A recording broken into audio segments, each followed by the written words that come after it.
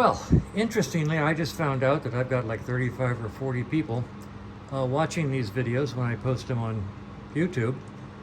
They're not really supposed to be instructional. These are videos that I send to my clients at major points in the work I do on their bikes. For example, this video is going to show that the bike has good spark when I spin the motor over. And also to show that we've received all the parts that are ordered and I'm well on my way to putting the bike back together. So all these parts have to go back on the bike. Some are new, some are old. Here's the case. And over here are all the junk parts that came off the bike that are not going to go back on the bike, but I will give to the client if they want them or toss them if they don't. Okay, so anyway, these are progress videos, not instructional, but you're more than happy to watch them. What the heck. You may notice that the first thing I do when I start a bike is check for oil flow in the oil tank. I do that every single time I do a first start, and it's sort of boring and redundant because I do it every single bike.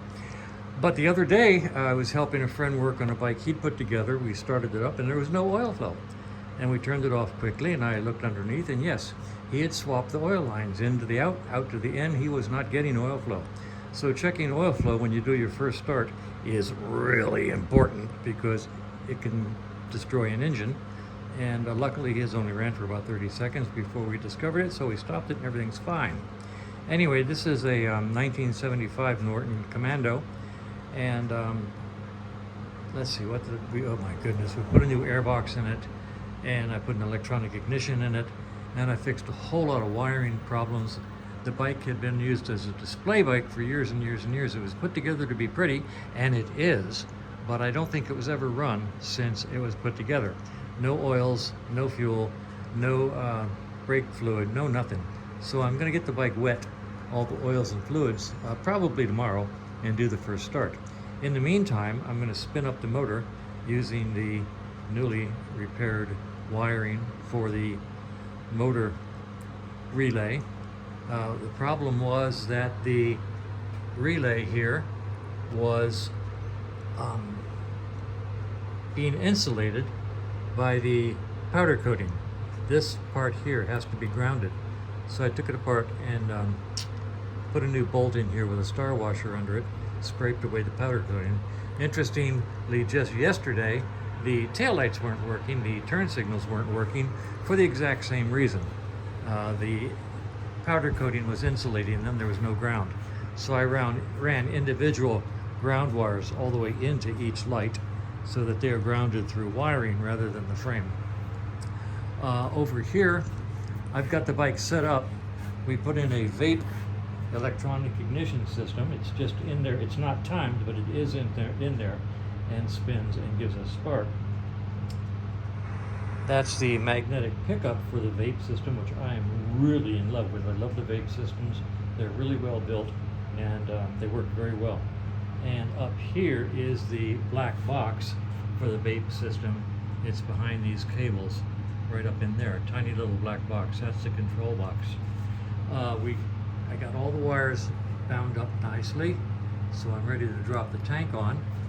And right now I've got the spark plug sitting here out in the wind, and I'm going to turn on the ignition and spin the motor, and we'll be able to see the spark. So turning on the ignition key. All right, and I'm going to press the magic button over here to make the motor spin. And when I spin the motor, we should have spark on both spark plugs.